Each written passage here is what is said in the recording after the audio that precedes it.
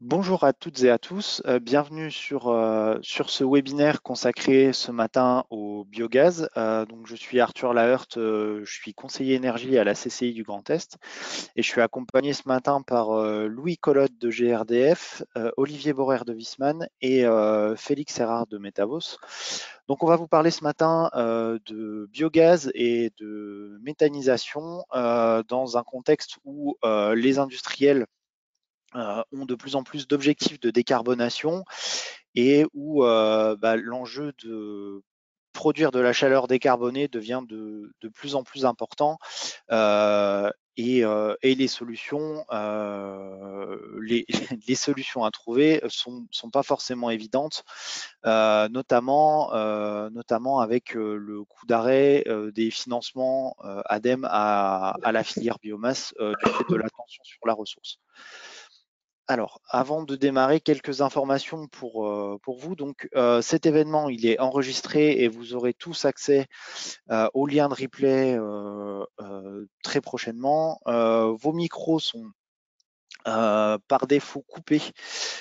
Si vous avez des questions, n'hésitez pas à les poser. Il y a un onglet qui est dédié à ça et on essaiera d'en relayer un maximum aux intervenants directement pour que vous ayez toutes les réponses à vos questions. Et enfin, tous les supports qui vous sont présentés ce matin vous seront donnés à l'issue du webinaire. Donc, vous aurez toutes les présentations qui vous seront diffusées ce matin. Alors, en guise d'introduction très rapide, je vais vous faire un petit point sur les accompagnements de la CCI. Donc, la CCI, au niveau du Grand Est, on a un programme d'accompagnement à la transition écologique et énergétique qui s'appelle le programme Noé, qui est construit et co-construit avec nos partenaires que sont l'ADEME et la région Grand Est, grâce au programme Climaction dont vous avez sûrement déjà toutes et tous entendu parler. Donc, il y a un programme à la fois de financement d'action et d'accompagnement opérationnel terrain. Donc sur la partie énergétique, on vous accompagne sur tous les volets de vos actions énergétiques, que ce soit des actions de sobriété, d'efficacité énergétique ou de mise en place de renouvelables. On a tout un panel de prestations qui sont toutes intégralement prises en charge dans le cadre de la convention qu'on a avec nos partenaires financeurs. Et donc, on peut vous aider, vous accompagner à n'importe quel moment de vos projets, que ce soit de l'accompagnement purement technique sur des recherches de solutions à un problème, des recherches de prestataires, des recherches de financement. Donc ça, on peut vous aider. On fait voilà, des ateliers, des webinaires. On organise aussi des clubs énergie qui sont des demi-journées dédiées à des thématiques spécifiques sur la question d'économie d'énergie sur des sites industriels remarquables.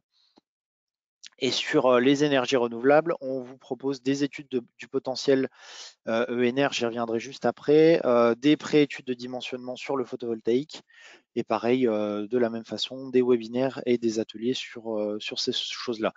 Donc sur la partie économie d'énergie, ce qu'on vous propose, donc un accompagnement 100% pris en charge, c'est ce qu'on appelle chez nous une visite énergie, qui vous permet, avec un expert de la CCI, de faire une analyse à 360 degrés, neutre et indépendante de votre consommation d'énergie et de vous proposer des solutions, que ce soit des solutions de sobriété ou des solutions d'efficacité avec des investissements qui vous permettront à terme voilà, de dégager un plan d'action pour réaliser des économies d'énergie.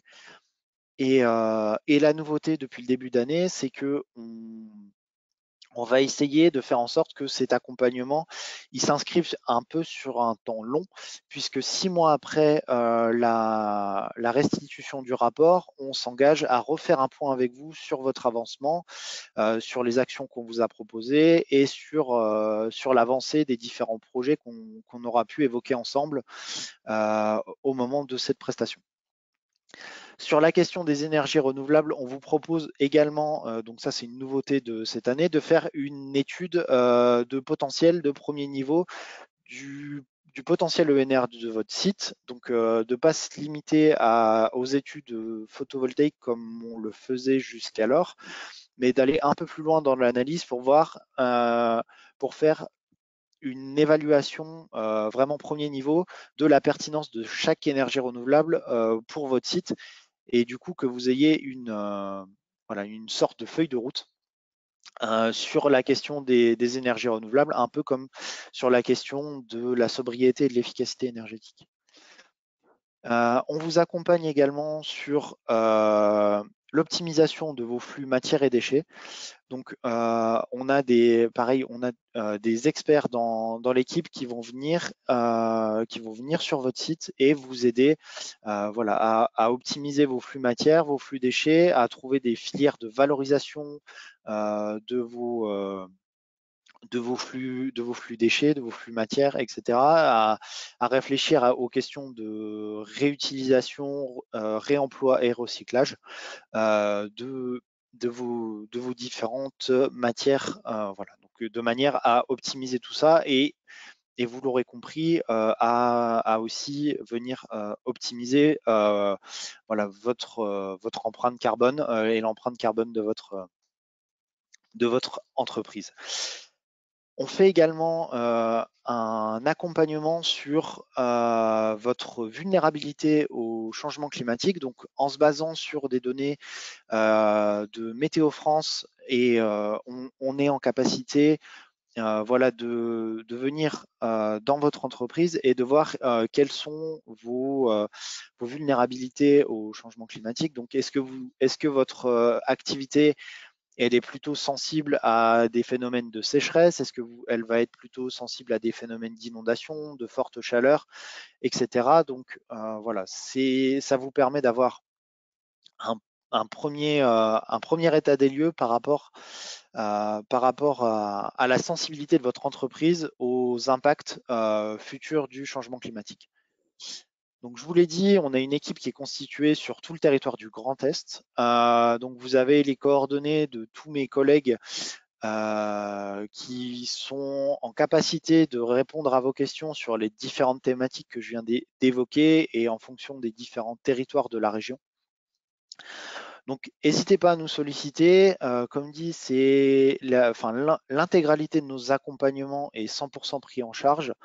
Donc, vous n'aurez pas d'argent à débourser si vous faites appel à nous. Donc voilà, on est là pour vous. Donc n'hésitez vraiment pas à nous solliciter et voilà. Donc on va rentrer dans le concret de la filière biogaz tout de suite maintenant avec Louis Colotte de GRDF. Qui va nous faire un état des lieux sur la filière de méthanisation et de biogaz. Donc Louis, je te donne la présentation. Parfait, merci. Voilà, et normalement tu es présentateur et tu vas pouvoir partager ton écran. Si c'est tout bon de votre côté, je peux attaquer. Ouais, c'est tout bon, on voit très bien ton écran, donc tu peux y aller. Parfait.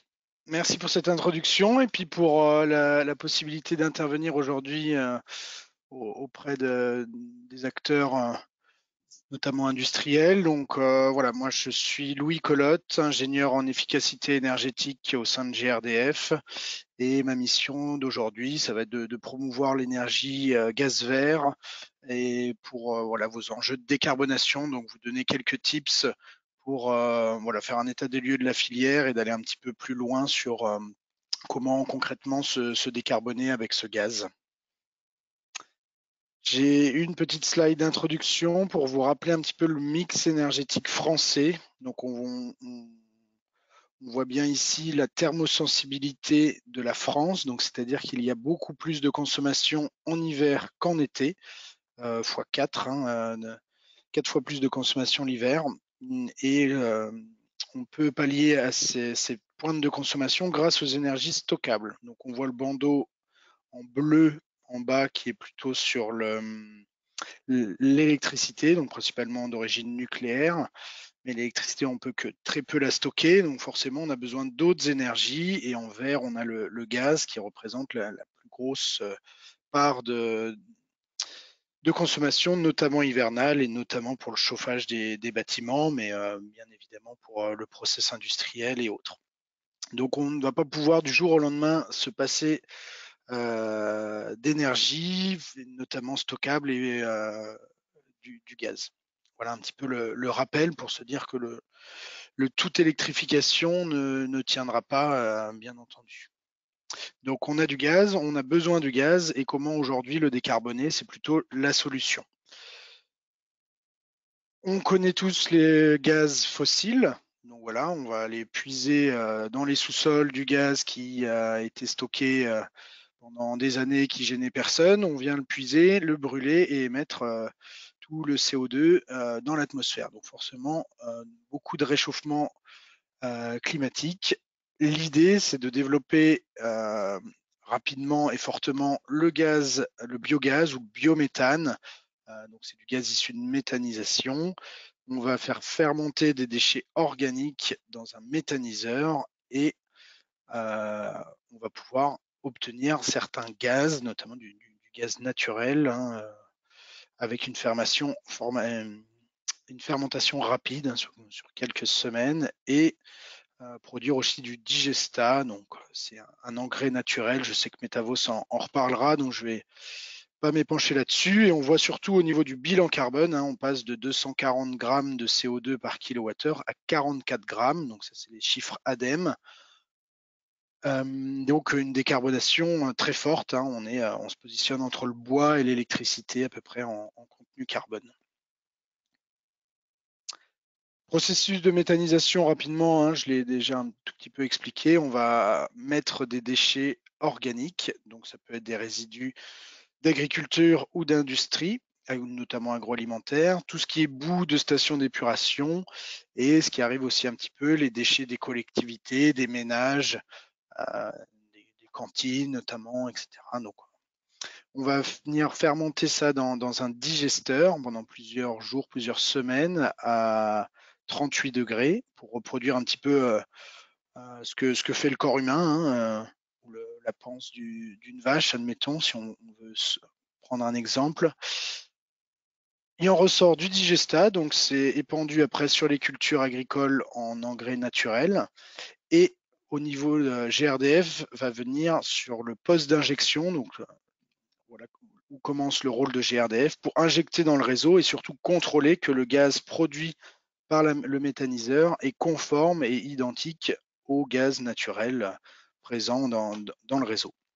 Et après, on a les mêmes usages eau chaude, chauffage, cuisson, mobilité qu'avec le gaz traditionnel.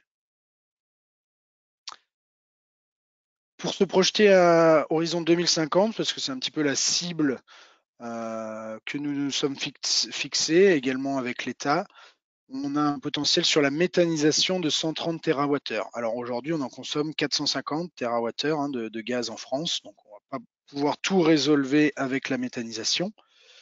Mais l'idée, c'est aussi de baisser les consommations, notamment de gaz, grâce à l'efficacité énergétique, la sobriété, etc. Et ici, on a les différents potentiels. Donc, je vais les détailler très rapidement, hein. Donc, on a un gros potentiel de CIV, de culture intermédiaire à valorisation énergétique. Donc, entre deux cultures principales, plutôt que faire de la jachère, les agriculteurs, ils ont bien compris qu'il fallait continuer à mettre, à faire produire des cives, hein, donc des petites cultures entre deux pour garder la richesse du sol. Donc là, on a un gros potentiel de méthanisation, des résidus de culture. Donc typiquement, si on prend un épi de maïs, on a toute la canne qu'on va pouvoir méthaniser et on va garder le maïs derrière, les herbes et fourrages, les effluents d'élevage qui sont aujourd'hui aussi un gros potentiel, et de plus en plus les déchets de collectivité. Voilà un petit peu le potentiel à horizon 2050. 2050, c'est bien, mais aujourd'hui, concrètement, qu'est-ce qu'il y a? Donc, depuis le premier site d'injection, donc on parle bien de l'injection de biométhane, hein, il y a à peu près 2 fois plus de sites parce qu'il y en a qui sont en cogénération, donc en production d'électricité.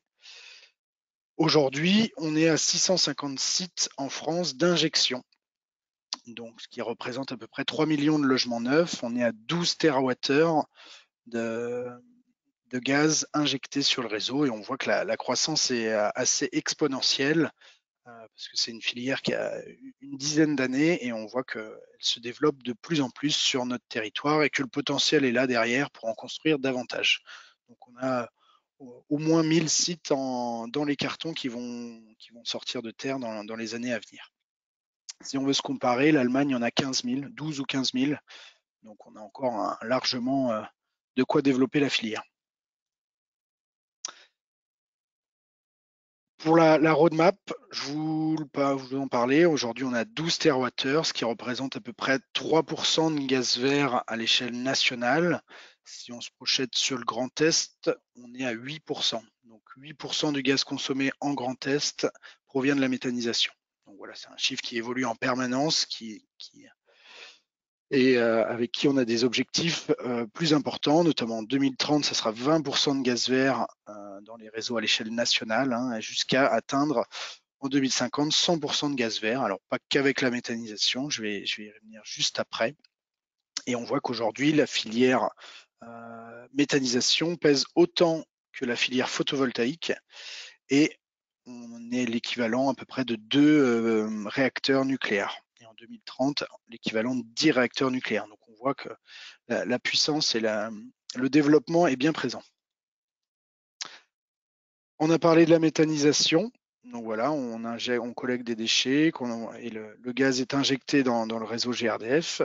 Il y aura demain d'autres moyens de production de gaz vert, notamment la pyrogazéification. Donc, bon, je ne vais pas rentrer dans le détail, c'est très technique, mais on va venir chauffer des matières très carbonées, donc typiquement biomasse CSR.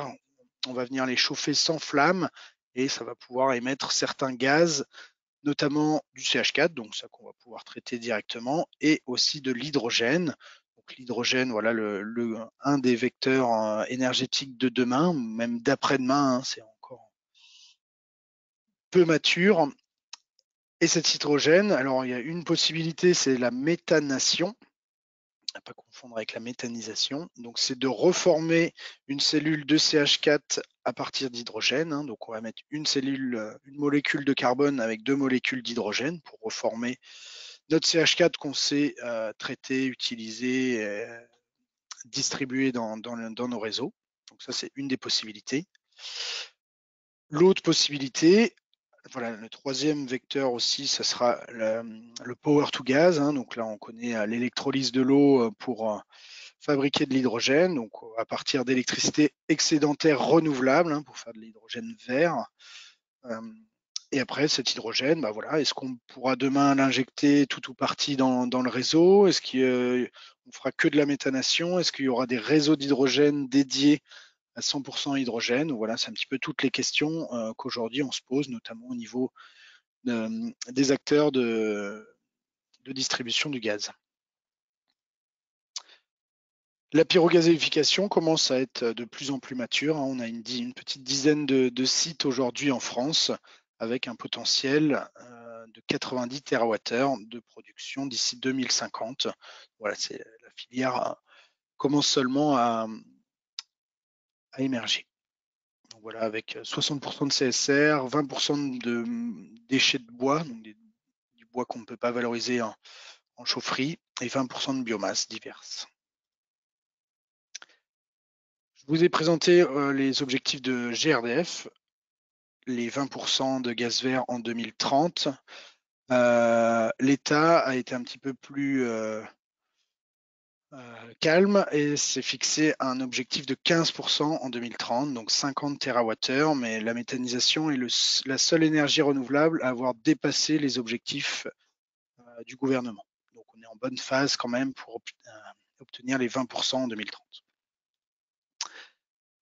Alors c'est bien beau la production, etc., mais vous, côté industriel, comment ça se passe? Alors on va avoir le flux du gaz qui ne vous impacte pas. Donc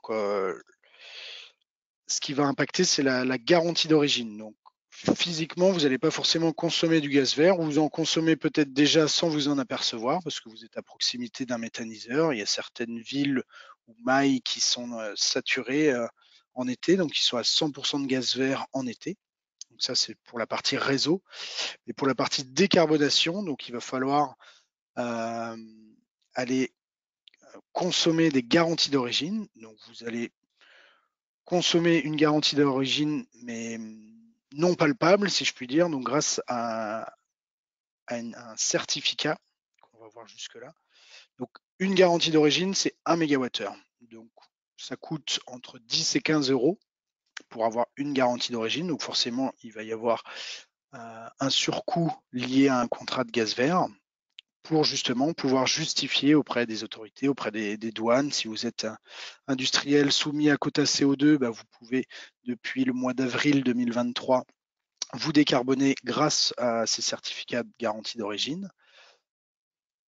Et après, une fois que vous avez consommé, prouvé que vous avez bien acheté et consommé ce gaz et cette garantie d'origine, la garantie d'origine est détruite pour éviter de la consommer 2 fois. Donc voilà un petit peu pour le mécanisme. Hein. Donc on ne va pas consommer directement en flux physique, mais bien dématérialisé, si je puis dire, comme l'électricité, comme les autres énergies renouvelables aujourd'hui. Je vais conclure avec les 4 mécanismes de consommation de gaz vert. Il y a une partie plus facile, donc c'est l'achat de garantie d'origine, soit directement avec votre fournisseur. Donc vous contractualisez avec un fournisseur un contrat de gaz plus garantie d'origine. Donc vous n'êtes pas obligé d'être à 100% de consommation de gaz vert. Hein. Vous pouvez se dire, bah, moi je veux me décarboner déjà à 50%, mais mes activités gaz. Donc voilà, vous signez avec votre fournisseur pour X euros du mégawattheure et sur X années. Soit vous pouvez garder votre contrat de gaz classique parce qu'il est peut-être avantageux, vous vous êtes engagé sur plusieurs années, et vous allez donc acheter directement les garanties de registre sur un registre. Donc voilà, il y a une entreprise qui gère le registre des garanties d'origine, et vous pouvez aller créer un compte et acheter directement les garanties que vous souhaitez. Et sur le lieu aussi dédié, si vous voulez consommer celui du méthaniseur à proximité de chez vous, libre à vous. Donc là, je rappelle, entre 10 et 15 euros du mégawattheure. Alors ça, c'est des mécanismes fiables aujourd'hui, très matures, etc. Donc c'est aujourd'hui plutôt comme ça qu'on consomme du gaz vert. Sinon, il y a d'autres façons de faire qui commencent à émerger, notamment le Biogas Purchase Agreement, le BPA. Alors ça se fait beaucoup, hein, le PPA, le Power Purchase Agreement côté ELEC. Ils sont même saturés de demandes, hein, ils n'ont pas assez de possibilités de décarboner, enfin de proposer des contrats d'électricité vert, hein, notamment les très gros industriels. Mais au niveau du gaz, voilà, on se met aussi sur ce marché pour avoir des contrats long terme, donc s'engager sur 5, 10, 15, 20 ans à un prix fixe dédié, donc un contrat de gré à gré entre le producteur et le consommateur. Donc ça, c'est une vraie possibilité pour vous de fixer un prix du gaz sur 15-20 ans. Alors forcément, c'est plus onéreux qu'aujourd'hui le tarif classique, mais on peut se projeter au long terme et de se décarboner sur la durée. Dernière possibilité, c'est l'autoconsommation collective de gaz vert. Donc là, c'est plus ou moins la même chose, mais à l'échelle de plusieurs acteurs, avec aussi une PMO, hein, pour un agrégateur pour piloter tout ça. Voilà les 4 principes de mécanismes. Donc je vais m'arrêter là pour ne pas amputer trop sur les présentations de Viessmann et de Metavos. Mais voilà, je suis ouvert aux questions et peut-être aussi déclencher un rendez-vous derrière si vous voulez aller plus loin sur les différents dispositifs et mécanismes de consommation. Ouais. Louis, une question peut-être rapide. Tu as parlé de l'hydrogène et que c'était une piste d'amélioration future. C'est quoi aujourd'hui les freins à l'utilisation massive entre guillemets d'hydrogène dans le milieu industriel? Ok. Alors moi je vois 2 freins comme ça. Déjà c'est la production, parce qu'aujourd'hui 95% de l'hydrogène produit est fait de manière fossile, donc à partir du gaz. Hein, on va séparer les molécules d'hydrogène du CH4. Donc ça c'est très énergivore et donc très polluant. Donc, c'est pas ce qu'on veut voir aujourd'hui. Donc, forcément, il faut produire cet hydrogène de manière verte, de manière vertueuse. Donc, ça, c'est le premier frein. Et le second frein, ça va être au niveau de la distribution. Donc, typiquement, le rôle de GRDF, de GRT Gaz, etc.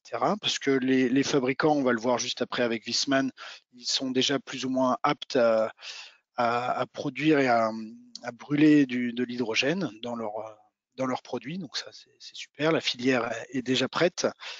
Donc, le frein au niveau de la distribution, c'est que l'hydrogène, c'est la molécule la plus petite qui existe sur Terre. Donc, elle est très, très fuyarde. Une plage d'explosivité beaucoup plus compliquée. On n'a pas forcément les matériaux aujourd'hui pour, en tout cas, pour sécuriser un approvisionnement durable dans le temps. Donc même, alors chez nous, on a le polyéthylène où on sait qu'il n'y a pas de fuite, mais derrière le compteur où nous, on peut maîtriser jusqu'au compteur, chez le client, il peut y avoir un divers réseau qui peut être fuyard, qui peut être dangereux pour le client. Eh ben, merci beaucoup Louis. Je vais passer la parole à Olivier Borer de la société Viessmann qui va vous présenter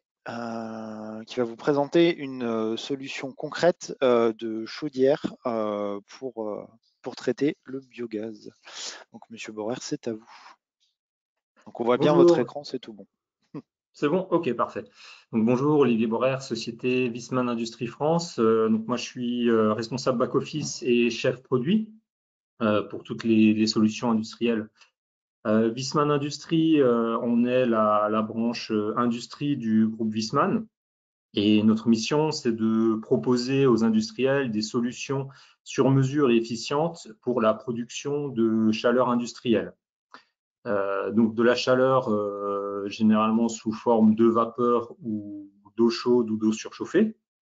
Et donc notre cœur de métier, le produit qu'on va le plus proposer, ça va être la chaudière 3 parcours à tube de fumée.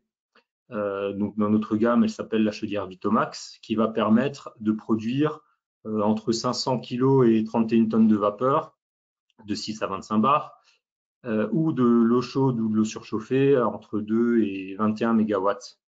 Donc de 6 à 16 bars ou même 20-25 bars pour de surchauffée. Donc la gamme Vitomax, elle se décline en trois variantes. Donc on a la gamme classique, tout à gauche.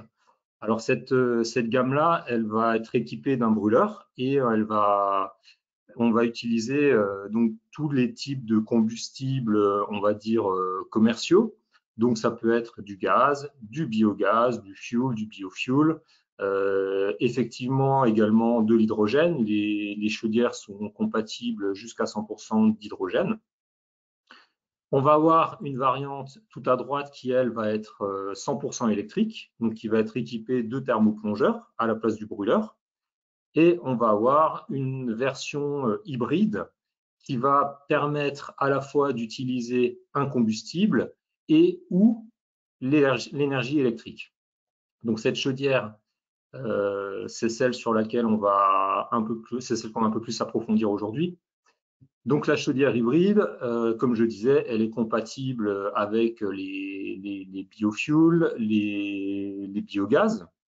Elle va être équipée à la fois d'un brûleur. Donc rapidement, comment ça fonctionne? On va avoir un brûleur qui va produire une flamme et la flamme va générer des fumées donc, qui vont être chaudes, qui vont circuler à travers un réseau de tubes. Donc ça va être l'échangeur principal, c'est les 3 parcours de fumée. Et à l'intérieur de la chaudière, à l'extérieur des tubes, il va y avoir de l'eau qui va monter en température et qui va donc soit vaporiser, on va produire de la vapeur, ou de l'eau chaude ou de l'eau surchauffée. En complément de cette production avec le brûleur, on va avoir un ou deux thermoplongeurs. Donc un thermoplongeur, c'est quoi? Pour vulgariser, on va dire, c'est un peu comme une résistance électrique dans une bouilloire. C'est une résistance qui va chauffer. Et on va en avoir donc une ou deux qui vont être insérées dans le corps directement de la chaudière. Ils vont être immergés. Alors, au niveau de la gestion de ces chaudières, on va pouvoir produire soit 80% de la charge avec le brûleur, 20% avec les thermoplongeurs ou jusqu'à 100% de la charge en combinant les deux utilisations. Donc, on va avoir une armoire de contrôle commande qui va soit envoyer la consigne au brûleur ou soit au thermoplongeur, ou évidemment les deux.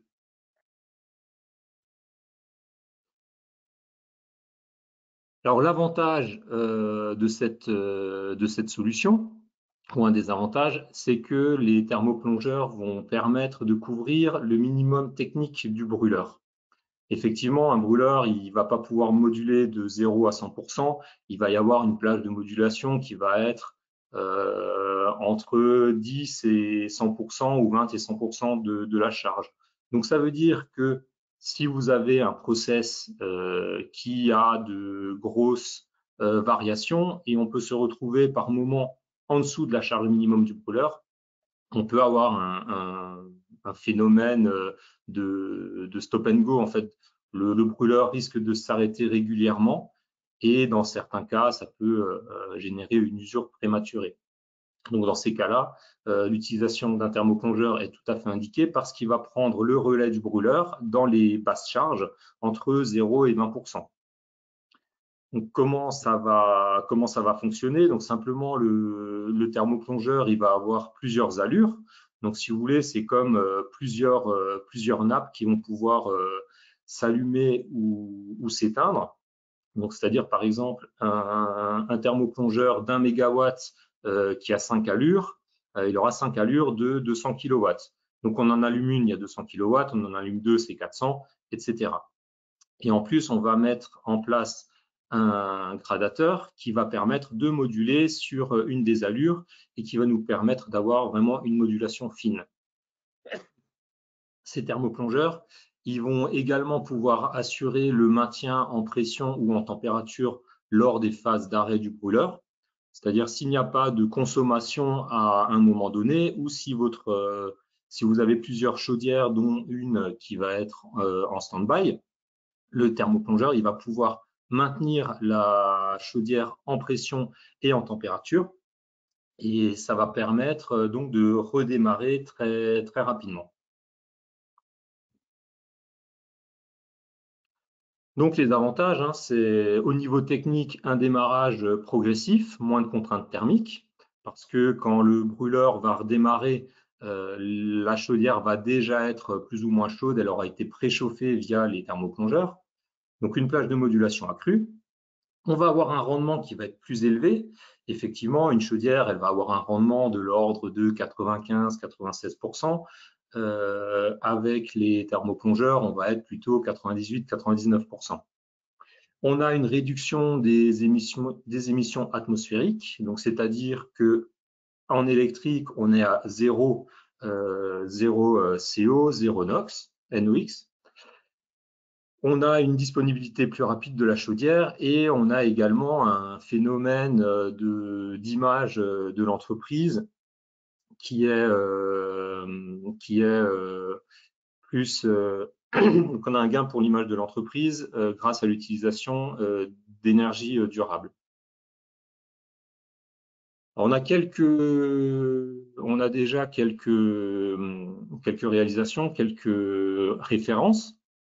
Donc là, je vais vous en présenter quelques-unes. Donc, par exemple, chez un client industriel dans la pharmaceutique, on a installé 2 chaudières de 9 tonnes avec un brûleur gaz naturel. On a des thermoplongeurs, on a un économiseur, on a un dispositif de préchauffage de l'air comburant. On s'est occupé des raccordements électriques, de la mise en service et de la formation. On a d'autres références où on est sur des clés en main complets. Donc ici, par exemple, pour un autre client dans l'agroalimentaire, on a 2 chaudières gaz avec thermoplongeur également, économiseur. Et là, on a fourni les armoires électriques, les bâches alimentaires, le ballon d'éclatement, le traitement d'eau, condenseur, cheminée. On s'est occupé des raccordements hydrauliques électriques et on a mis en service les équipements. On a formé les équipes d'exploitation.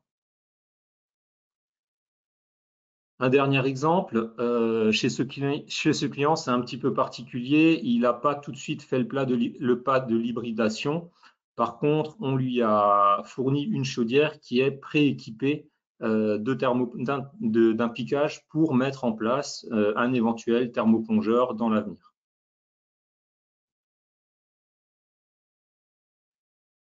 Donc, au niveau de notre approche, comme je vous le disais avant, notre mission, c'est de proposer aux industriels des solutions. Donc, on va s'occuper de préparer le projet avec le client. On va s'occuper de l'installation, de la mise en service. Après, on peut faire des optimisations énergétiques. On a une grosse activité service et revamping. On s'occupe également de la maintenance et des contrôles. Voilà, merci pour votre attention. Merci beaucoup, Monsieur Borer, pour cette présentation. Quelques questions. Au niveau de l'investissement pour ce type de solution, est-ce qu'il y a un surcoût par rapport à une solution en brûleur 100% gaz classique? Oui, on va dire qu'il y a les chaudières, elles sont, alors c'est des chaudières classiques, mais elles ont, on va dire qu'on a besoin en partie basse, alors je vais remontrer la slide, voilà. En partie basse, là, on a besoin d'espace pour implanter les thermoplongeurs. Donc, en fait, toute la partie interne, tube de fumée, va rester la même. Par contre, la chaudière, elle va être agrandie. On va avoir une virole plus grosse pour pouvoir placer ces thermoplongeurs. Donc, forcément, il y a un surcoût matière, il y a un surcoût fabrication.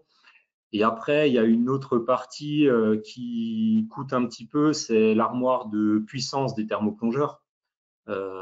Par exemple, sur une chaudière on va dire pour produire 10 tonnes de vapeur, on va avoir une armoire électrique qui aura une puissance d'une vingtaine de kilowatts, ou plutôt le brûleur va avoir une puissance électrique d'une vingtaine de kilowatts. L'armoire va faire une trentaine. Et sur la partie thermoplongeur, on va avoir comme ça, je dirais pas loin d'un mégawatt de puissance électrique. Donc l'armoire va être quand même un peu plus chère. On peut partir sur un coût comme ça de tête, il me semble de 1,2 à 20 à 40% de plus pour la chaudière. Et est-ce que ce surcoût, il est amorti par les gains énergétiques de rendement que vous avez évoqués sur la durée de vie du matériel? Alors c'est difficile d'y répondre comme ça. Alors il n'y aura pas forcément un gain financier rapide. Après, ça va dépendre du coût de l'énergie. Bien souvent, Bien sûr. l'électrique, ça coûte un peu plus cher que le gaz. Par contre, il va y avoir un avantage au niveau de la décarbonation. Et après, surtout, il va y avoir un avantage technique au niveau de la plage de modulation. On va avoir moins d'arrêts brûleurs. On va avoir une montée plus graduelle. Donc, on va plutôt s'y retrouver après sur l'utilisation et sur la maintenance. Ouais, c'était ma question suivante, c'est au niveau des coûts de maintenance et des opérations de maintenance par rapport à une chaudière classique. C'est un équipement qui est moins contraignant, moins lourd au niveau maintenabilité par rapport à du classique. C'est surtout qu'en fait, on va soulager l'équipement de chauffe classique. Et après, niveau de maintenance sur le thermoplongeur, il y a rien de plus, il n'y a rien à faire. Éventuellement, une fois tous les X années, les sortir lors des visites périodiques décennales, sortir le thermoplongeur, regarder l'état, c'est tout. Ok. Et dernière question peut-être au niveau des éventuels financements sur ces solutions-là. Est-ce qu'il y a il y a des financements spécifiques, des certificats d'économie d'énergie? Enfin, j'ai vu dans vos retours d'expérience que vous mettiez des économiseurs. Donc là, il y a des certificats d'économie d'énergie, mais est-ce qu'il y a d'autres choses qui sont éligibles sur ce type d'équipement? À ma connaissance, pas sur les thermoplongeurs en eux-mêmes. D'accord. Après, effectivement, il y a des certificats d'économie d'énergie sur les brûleurs micromodulants, sur les économiseurs, sur les condenseurs.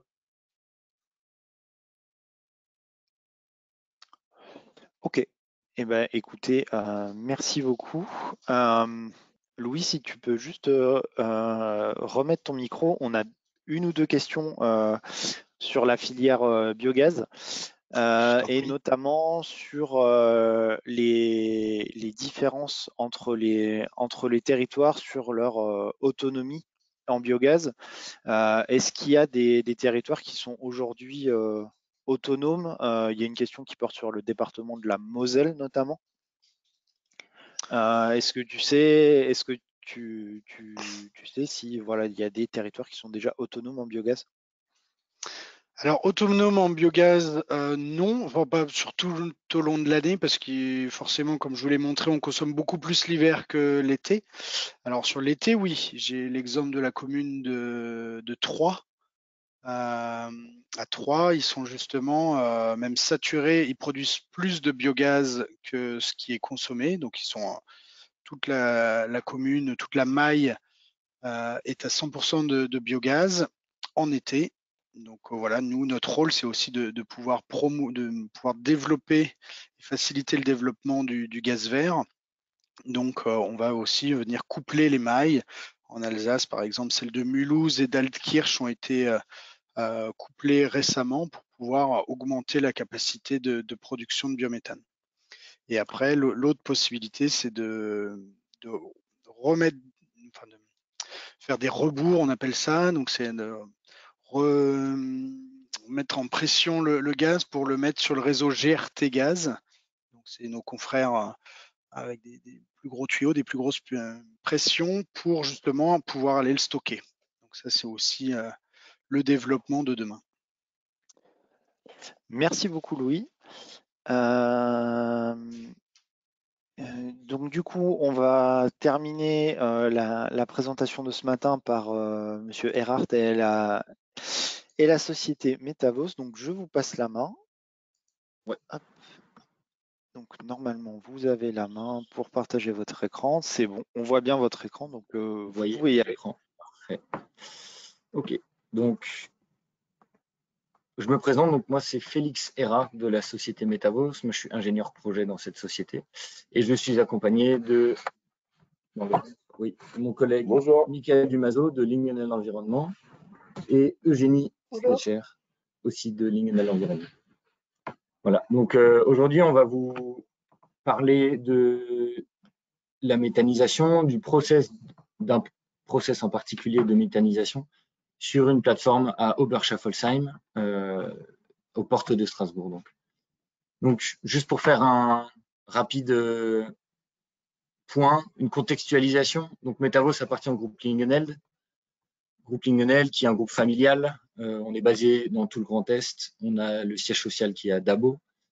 La plus grosse plateforme qui est à Oberschaffolsheim. On a une autre plateforme à Louvigny et on s'étend en Champagne avec le rachat récent d'une plateforme à Prunay.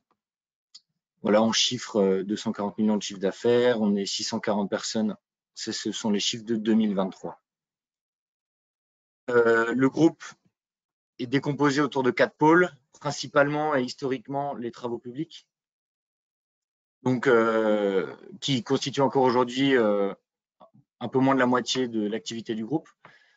La partie aménagement et promotion, les travaux spéciaux avec de désamiantage, démantèlement, de la démolition de bâtiments industriels notamment, et le pôle environnement, donc avec plusieurs plateformes, comme je l'ai dit, de traitement de déchets du BTP, de la dépollution de sol in situ et notamment la méthanisation. Donc, Metavos donc, est né en 2015-2016 par le rachat du groupe Lingeneld d'un brevet de méthanisation sur un process de méthanisation bien particulier. C'est pas le process de méthanisation qu'on voit dans la globalité des campagnes de méthanisation agricole. Donc, on n'est pas en voie liquide dans un digesteur circulaire en béton avec un dôme dessus. C'est un process voie sèche continue, flux piston, si on prend le nom en entier, qui consiste en fait, donc le digesteur, c'est un parallélépipède rectangle. On introduit de la matière en continu d'un côté et on l'extrait en continu de l'autre, 24 heures sur 24, 7 jours sur 7. La typologie de matière, c'est un mix d'intrants qui est, alors on dit voie sèche, mais c'est plutôt pâteux, de manière à ce que ça ne sédimente pas. Voilà, donc depuis 2016, on a construit 8 unités, dont 5 notamment pour NJ Biose, anciennement Volvé Biomasse, un peu dans la partie nord de la France. Et en 2018, on a construit le site de Strasbourg, donc, qui est sur la plateforme de Oberschaffelsheim, qui est sur la plus grosse plateforme du groupe, qui fait 30 hectares de surface. Sur cette unité, donc on a un digesteur de 1800 m3 qui valorise chaque année 20 000 tonnes de matière. Ce qui représente une production de, alors en normomètres cubes par heure, ça représente 210 normomètres cubes par heure de biométhane injecté dans le réseau, ce qui représente à peu près 20 gigawattheures par an ou la consommation annuelle de 1750 foyers. Qu'est-ce qu'on met dans cette usine de méthanisation? Par rapport à une méthanisation agricole, ou principalement si c'est un ensemble d'agriculteurs où ils vont avoir les ressources en interne, ici on a 3 types d'intrants, 3 familles d'intrants. Encore à peu près la moitié du sourcing des intrants viennent de matières agricoles, donc fumier, équin, canne de maïs, cive. On a le deuxième tiers, ce sont les intrants de provenance industrielle, donc de l'agro-industrie, et aussi des biodéchets qui viennent des collectivités. Mais pour parler de ces sujets, je vais passer la main à mon collègue Michael Dumazo, qui va se présenter. Bonjour à tous, merci Félix pour cette intro et pour ce très bon support synthétique de présentation. Bonjour à tous et merci à la CCI de nous permettre de s'exprimer aujourd'hui et de parler donc de l'activité de méthanisation avec notre site donc qui est à l'entrée ouest de Strasbourg en injection directe. Alors moi je suis en charge de mettre en phase les apporteurs de biodéchets. J'ai vulgarisé le terme, j'ai rassemblé sous l'ensemble de toutes les provenances sont appelées en fait pour moi biodéchets. Et je reviens un petit peu sur ce qu'a dit Félix. Moi je vais être en charge de la partie vraiment industrielle et collectivité. Pour les gens qui se posent des questions sur comment éventuellement mettre en place une filière de biodéchets ou sortir quelque part de leurs déchets classiques, leurs biodéchets, il y a plusieurs questions déjà à se poser. Et c'est la petite présentation que je vais faire pour vous. La chose importante, c'est de se demander déjà sous quelle forme, quel est l'état de son biodéchet. Est-ce qu'il est solide? Est-ce qu'il est liquide? Est-ce qu'il est en vrac? Ou est-ce qu'il est conditionné? Ça, c'est déjà les premiers éléments à se poser pour démarrer en fait la prise en charge de cette filière-là. Est-ce qu'on va pouvoir éventuellement faire du vrac avec une benne à déchets classique, comme celle que vous pouvez retrouver en déchetterie, qui vous permettra de charger en vrac, ou est-ce qu'on va partir peut-être sur des contenants comme des caisses palettes de 660 litres ou des GRV, comme vous pouvez voir sur la présentation de Félix en dessous. Ensuite, on va avoir une notion peut-être de biodéchets sous une forme liquide, qui lui sera transporté également en GRV ou peut-être sur des volumes plus importants en citerne. Voilà, et la question aussi qu'il faut se poser par rapport à son biodéchet, c'est ça reste une industrie assez complexe, la méthanisation, qui nécessite la construction d'une recette. Cette recette doit tenir compte des différents apports méthanogènes et du pouvoir méthanogène des biodéchets. En tant que commercial, on est confronté souvent à cette culture les gens pensent que parce que vous fabriquez de l'énergie ou de l'électricité ou du gaz, vous n'avez pas de contraintes économiques, alors qu'on supporte quand même des coûts qui sont importants, des coûts de production, des coûts d'humains. Et voilà, fabriquer du gaz, ça coûte de l'argent. Et beaucoup de gens sont persuadés qu'une feuille de salade, au final, va avoir un pouvoir méthanogène, ce qui n'est pas le cas. Une feuille de salade, la molécule la plus importante dans une feuille de salade, c'est de l'eau. Et donc, l'eau, derrière, elle va régénérer du digestat liquide. Mais je crois que dans ta présentation, après, tu expliques les différentes sorties. Voilà. Donc, il faut tenir compte de ces différents éléments quand vous voulez mettre en place une filière. Et il y a vraiment, sur le traitement de ces biodéchets, une notion de cas par cas, propre à chaque industriel, à chaque collectivité. Donc, n'hésitez pas à nous contacter. Je vais laisser la main à ma collègue Eugénie. Et donc, pour prendre ces déchets, ils doivent répondre à certaines caractéristiques et on n'accepte pas tous les types de déchets. Pour ça, je vais laisser justement Eugénie en parler pour le moment. Donc, bonjour à tous, je me présente rapidement. Je suis la responsable QSE du coup de la partie ligne NL d'environnement et dont l'installation de méthanisation sur le site d'Oberschaffolsheim. Je vais vous faire un petit point sur les réglementations qui encadrent notre usine de méthanisation. Donc, on a un arrêté préfectoral d'autorisation qui encadre la plateforme au global et avec des chapitres spécifiques sur la méthanisation. Et pour vérifier le bon respect des exigences de notre arrêté préfectoral, on a régulièrement des contrôles de l'ADREAL, donc de l'inspection des installations classées, qui viennent sur le site, voir un petit peu les process. Dans un second temps, on a aussi, pour accepter différents types de déchets sur le site, l'obligation d'avoir un agrément sanitaire. Donc, nous, on a l'agrément sanitaire C2 et C3, qui sont pour tous les produits d'origine animale qui ont été sortis de la consommation humaine ou animale pour X ou Y raison, des problèmes de packaging ou alors des problèmes directement liés aux produits. Et quelques exemples de C2 ou C3, ça peut être du chocolat, du sirop, des pâtes, des déchets de cuisine et de table, par exemple. Et cet agrément sanitaire nous oblige à respecter plusieurs consignes strictes, comme le nettoyage et la désinfection des surfaces qui peuvent être contaminées, et aussi la maîtrise des températures dans un hygiéniseur qu'on a sur le site, par exemple, et aussi au niveau du digesteur en lui-même. Et donc, les autorités qui surveillent notre agrément sanitaire, ce sera plutôt les services vétérinaires. Comment on fait sur le site pour accepter des biodéchets? Déjà, on vérifie que le biodéchet répond aux exigences qu'on a dans notre arrêté préfectoral et dans notre agrément sanitaire. Et un petit peu plus pour vous expliquer le processus. Donc, je reviens sur ce que Michael a dit avant. On va demander un petit peu quel est le processus de production de ce biodéchet, de quoi il est composé, sous quel état. Comme ça, nous, on sait un petit peu comment on va pouvoir l'incorporer dans notre recette ou non. Donc là, on arrive déjà à avoir un premier avis, en tout cas, sur l'acceptabilité ou non du déchet.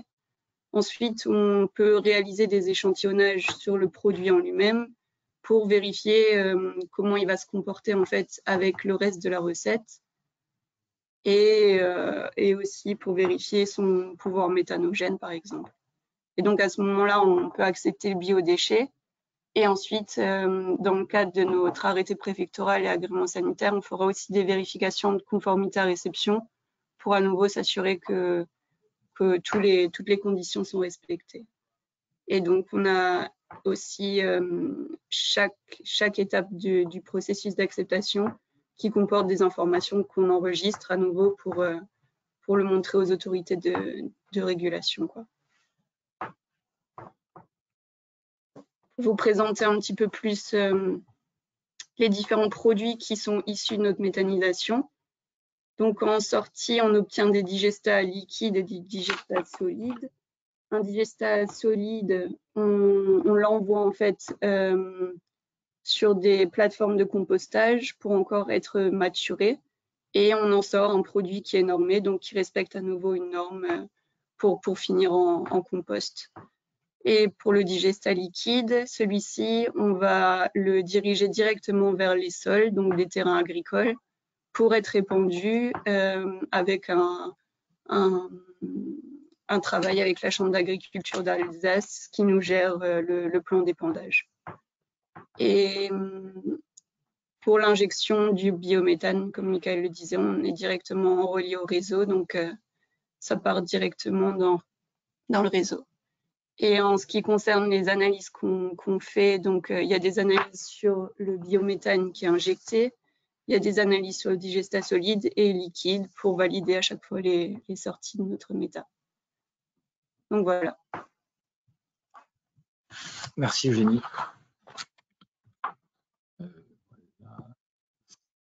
Voilà un peu donc, pour le tour de la méthanisation façon Métavos, on va dire, façon Lingenheld sur notre site. Donc je vous repasse la main pour. Eh ben, merci beaucoup. On a juste le temps de prendre une dernière question éventuellement. Alors plutôt pour Louis concernant les garanties d'origine pour le biogaz. Est-ce qu'il y a des conditions pour pouvoir récupérer des quotas CO2 associés aux garanties d'origine quand on prend un contrat avec des garanties d'origine? Alors, si je comprends bien la question, c'est est-ce qu'on peut décarboner si on est soumis à quota CO2, c'est ça, avec les garanties d'origine? Oui. Et est-ce qu'il y a des conditions? Alors, il me semble qu'il y a des garanties d'origine qui sont dédiées justement aux industriels soumis à quota CO2. Alors, je ne sais pas si elles sont plus ou moins chères ou plus ou moins accessibles. En tout cas, il y en a qui sont dédiées et réservées aux industriels soumis à quota, s'il y en a dans la salle. Et c'est bien depuis le 1er avril 2023 que le texte de loi a été voté. Donc, dans le bilan carbone, ou en tout cas dans le bilan à déclarer aux douanes, vous pouvez mettre le bon quota CO2, donc les fameux 44 grammes de CO2 par kilowattheure. C'est ceux de l'ADEME qui font foi, la base carbone de l'ADEME qui fait foi pour se décarboner. Mais uniquement si vous faites un bilan carbone en dehors de vos quotas CO2 de l'entreprise soumise à quota CO2, donc EUTS, n'est malheureusement pas encore pris en compte dans le bilan carbone, uniquement pour les EUTS. Ok, merci beaucoup. Merci beaucoup à tous les intervenants pour vos présentations très intéressantes de ce matin. Merci à tous les participants. Si vous souhaitez être recontacté par l'un ou l'autre des intervenants de ce matin, vous allez être redirigé vers un petit sondage une fois que ce webinaire sera terminé, et n'hésitez pas à indiquer si vous voulez être recontacté par quelqu'un qui a présenté quelque chose ce matin. Voilà, je vous remercie encore pour votre participation et vos différentes présentations, et je vous souhaite une excellente journée. Merci beaucoup et au revoir. Merci Beaucoup. Au revoir. Au revoir. Merci. Au revoir.